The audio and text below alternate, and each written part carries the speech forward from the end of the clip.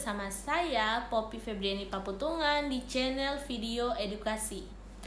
Jadi kali ini kita akan membahas tentang analisis konten atau analisis isi. Simak video berikut ya.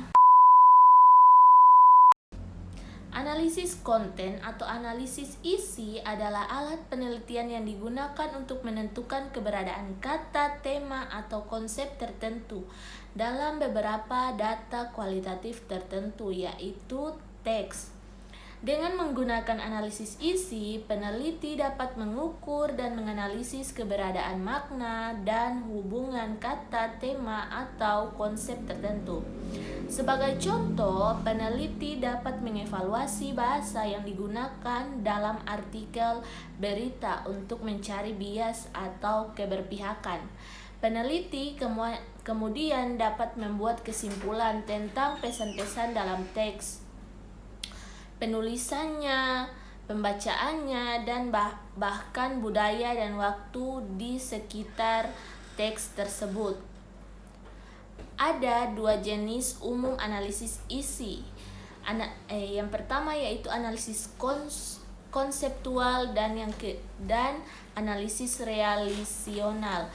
Analisis konseptual menentukan keberadaan dan frekuensi konsep dalam sebuah teks. Analisis relasional mengembangkan analisis konseptual lebih jauh dengan mengkaji hubungan antara konsep dalam sebuah teks. Setiap jenis analisis dapat menghasilkan hasil, kesimpulan, interpretasi, dan makna yang berbeda. Kita masuk pada analisis konseptual. Biasanya orang memikirkan analisis konseptual ketika mereka memikirkan analisis isi. Dalam analisis konseptual, suatu konsep dipilih atau diperiksa dan analisisnya melibatkan perhitungan keberadaannya. Tujuan utamanya adalah untuk memeriksa kemunculan istilah-istilah yang dipilih dalam data.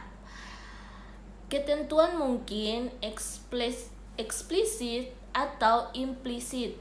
Istilah eksplisit mudah didefinisikan. Pengkodean istilah implisit lebih rumit. Anda perlu menentukan tingkat implisit dan mendasarkan penelitian pada subjektivitas atau masalah realitas dan validitas. Oleh karena itu, pengkodean istilah implisit melibatkan penggunaan kamus atau aturan terjemahan konseptual atau keduanya. Kemudian kita masuk pada analisis relasional. Analisis relasional dimulai seperti analisis konseptual, di mana suatu konsep dipilih untuk diuji. Namun analisisnya melibatkan eksplorasi hubungan antara konsep.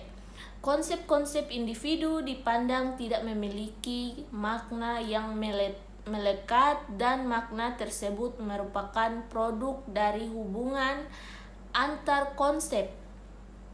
Untuk memulai analisis isi relasional, pertama-tama identifikasi pertanyaan peneliti dan pilih sampel untuk dianalisis.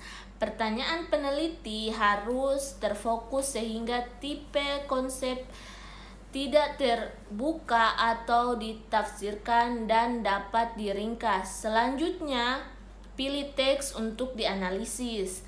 Pilih teks untuk dianalisis secara hati-hati dengan menyeimbangkan informasi yang cukup untuk analisis menyeluruh sehingga hasil tidak dibatasi dengan informasi yang terlalu luas sehingga proses pengkodean menjadi terlalu sulit dan berat untuk memberikan hasil yang bermakna dan bermanfaat.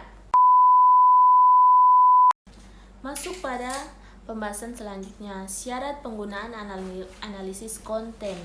Ada beberapa syarat dalam penggunaan analisis konten yang tentunya harus diperhatikan, yakni data yang tersedia sebagian besar terdiri dari bahan-bahan yang terdokumentasi seperti buku, surat kabar, pita rekaman, naskah, atau manuskrip.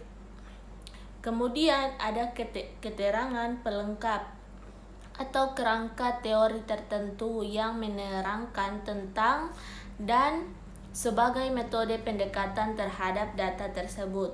Peneliti mempunyai kemampuan teknik untuk mengolah bahan-bahan atau data-data yang dikumpulkannya, karena sebagian dokumentasi tersebut bersifat sangat khas atau spesifik.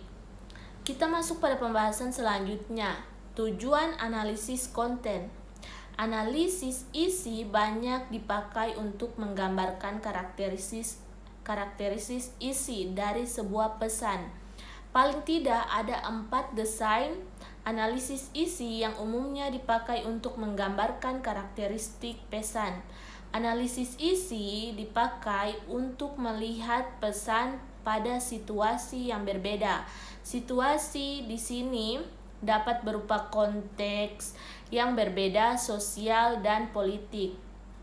Analisis isi dipakai untuk melihat pesan pada khalayak yang berbeda. Khalayak di sini merujuk pada pembaca, pendengar, atau pemirsa media yang berbeda. Analisis isi dipakai untuk melihat pesan dari komunikator yang berbeda. Analisis isi tidak hanya dapat dipakai untuk melihat gambaran suatu pesan. Analisis isi juga dapat digunakan untuk menarik kesimpulan penyebab dari suatu pesan.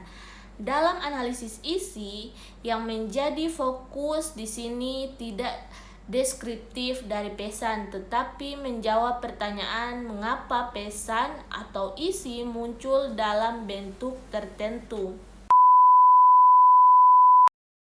Jadi, kesimpulan dari analisis konten atau analisis isi dapat memberikan wawasan yang berharga tentang pola, tren, sentimen, dan makna yang terkandung dalam berbagai jenis konten.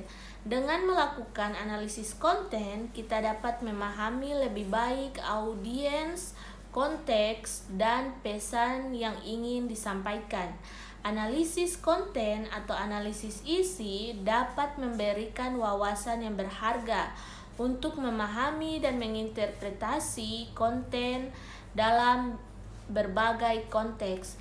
Ini dapat digunakan untuk menginformasikan strategi, evaluasi, dan pengambilan keputusan dalam berbagai bidang seperti pemasaran, penelitian, dan komunikasi. Baik, itu saja yang dapat saya jelaskan mengenai analisis konten atau analisis isi. Jangan lupa like, komen, dan subscribe ya. Sekian Sobat Balance, wassalam.